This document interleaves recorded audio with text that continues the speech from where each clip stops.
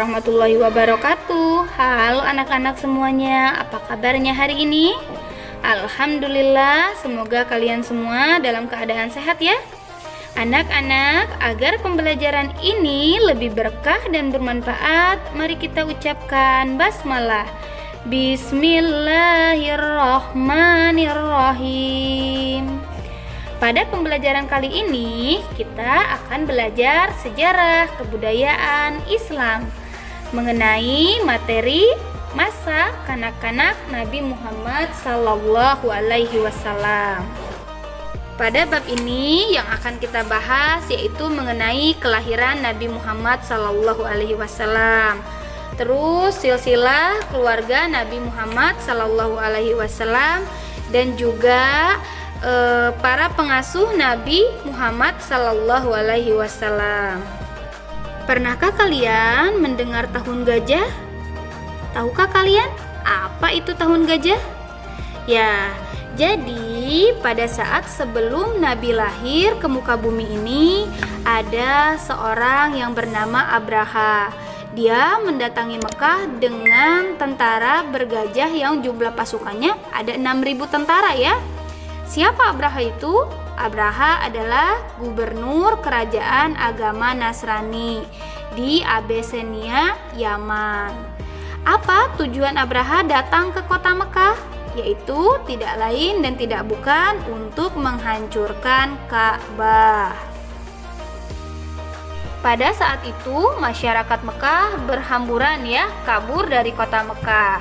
Dan pada saat itu pula kota Mekah itu dijaga oleh kakeknya Nabi Muhammad. Siapa itu? Abdul Muthalib. Abdul Muthalib tetap berada di sana dan meminta bantuan hanya kepada Allah Subhanahu wa taala. Lalu Allah mengirimkan pasukan burung ababil yang jumlahnya ada ribuan ya, dan membawa kerikil panas, tajam dan juga beracun untuk melawan pasukan tentara gajah. Dan kemudian pasukan gajahnya kalah ya oleh ribuan burung ababil yang sudah dikirimkan oleh Allah tadi. Oleh karena itu disebut dengan tahun gajah. Nah, sekarang kalian sudah tahu kan mengapa disebut dengan tahun gajah? Ya, peristiwa yang sudah terjadi tadi itulah yang menyebabkan disebutnya dengan tahun gajah. Lalu berikutnya yaitu sejarah kelahiran Nabi Muhammad Sallallahu Alaihi Wasallam. Nabi Muhammad lahir pada tanggal 12 Rabiul Awal pada tahun gajah. Bertepatan kalau pada tahun Masehinya yaitu Senin 20 April 571 Masehi. Nabi Muhammad memiliki ayah yang bernama Abdullah dan ayah ibunya yang bernama Siti Aminah. Akan tetapi ayah Nabi Muhammad meninggal pada saat Nabi Muhammad masih di dalam kandungan, yaitu tepatnya pada usia 7 bulan sebelum kelahiran Nabi Muhammad. Atau kalau dihitung itu 2 bulan ya, Nabi Muhammad masih 2 bulan di dalam kandungan ibunya, ayahnya sudah meninggal. Nama Nabi Muhammad sendiri didapat dari kakeknya Abdul Muthalib yang menamai Nabi Muhammad Sallallahu Alaihi Wasallam ini dengan Muhammad yang artinya terpuji. Nah, dari sini ya kita tahu bahwa nama itu adalah doa. Maka dari itu kita tidak boleh mengganti nama orang sembarangan karena nama adalah doa. Nabi Muhammad Sallallahu Alaihi Wasallam ini berasal dari suku Quraisy ya, artinya sangat disegani dan berpengaruh. Silsilah keturunan ayah dan ibu Nabi Muhammad ini bertemu di keluarga kakek yang bernama Kilab. Jadi ayah dan ibu Nabi Muhammad ini memiliki darah keturunan yang sama ya. Coba kalian sekarang simak penjelasan berikut ini. Nah, di sini ada Kilab ya. Kilab memiliki anak Qusay dan Zuhra. Qusay memiliki anak Abdul Manaf. Abdulmanaf memiliki anak, salah satunya Hashim. Lalu Hashim memiliki anak lagi, Abdul Muthalib. Abdul Muthalib memiliki anak lagi, Abdullah. Lalu yang Zuhro ya, Zuhro memiliki anak, Abdimanaf. Abdimanaf memiliki anak, Wahab. Lalu Wahab memiliki anak yang bernama Aminah. Lalu Abdullah dan Aminah menikah dan memiliki anak yang bernama Nabi Muhammad Sallallahu Alaihi Wasallam. Nah, sekarang kalian sudah tahu kan silsilah dari keluarga Nabi Muhammad Sallallahu Alaihi Wasallam. Jadi ketemu ya, silsilah keluarganya bertemu di kakek atau eyang yang bernama Kilab. Jadi ayah dan ibu dari Nabi Muhammad ini memiliki darah keturunan yang sama, yaitu dari Kilab. Lalu yang berikutnya, Nabi Muhammad Sallallahu Alaihi Wasallam dalam masa asuhan. Menurut kebiasaan orang Arab, anak-anak baru lahir disusukan kepada perempuan desa. Mengapa demikian? Karena udara di desa itu masih bersih dan baik bagi pertumbuhan anak-anak. Penduduk Mekah berharap anak-anak Mekah dapat tumbuh sehat dan memiliki sopan santun jika tinggal di desa. Selain itu, anak-anak juga bisa lebih fasih dalam berbahasa Arab jika mereka tinggal di desa. Demikian sama juga dengan Nabi Muhammad ya. Ketika Nabi Muhammad lahir, ibu-ibu dari desa Sa'ad datang ke Mekah. Desa Sa'ad itu terletak di daerah pegunungan sehingga udaranya tidak terlalu panas dan juga tidak terlalu dingin.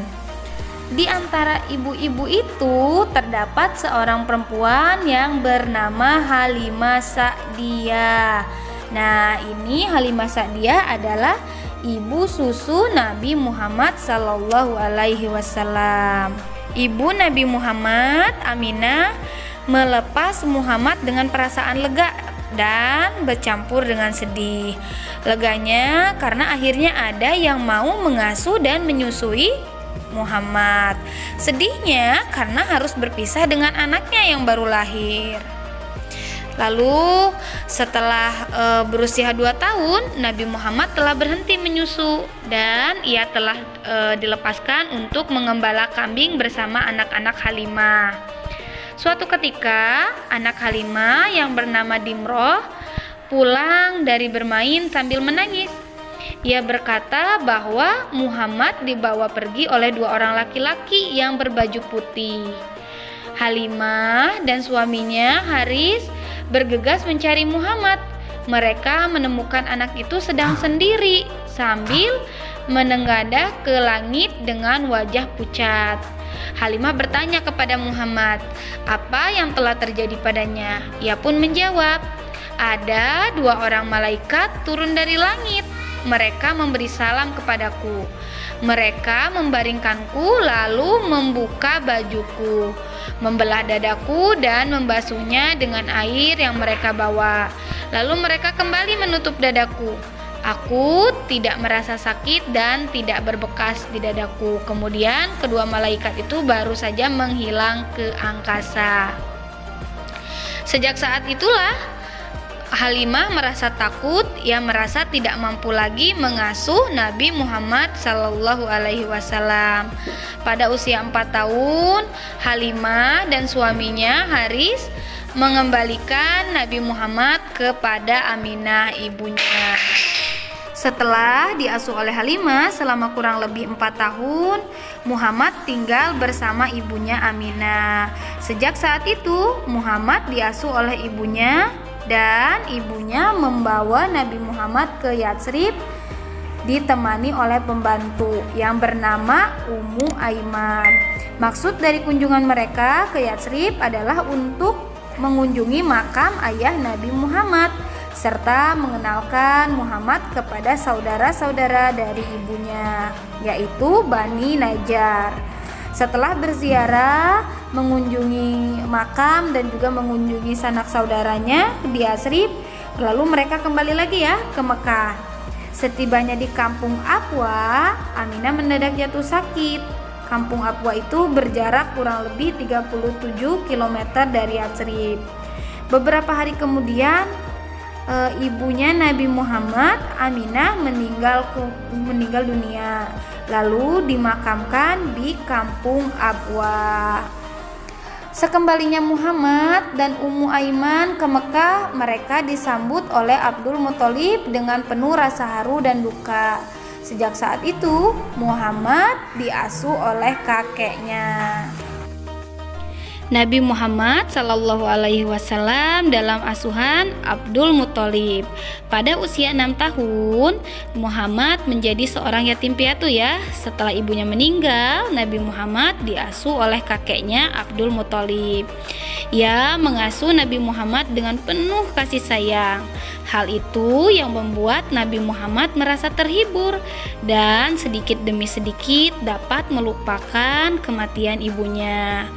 Kebahagiaan Nabi Muhammad tidak lama. Setelah 2 tahun mengasuh Nabi Muhammad, kakeknya Abdul Muthalib meninggal dunia pada usia 80 tahun karena sakit tua.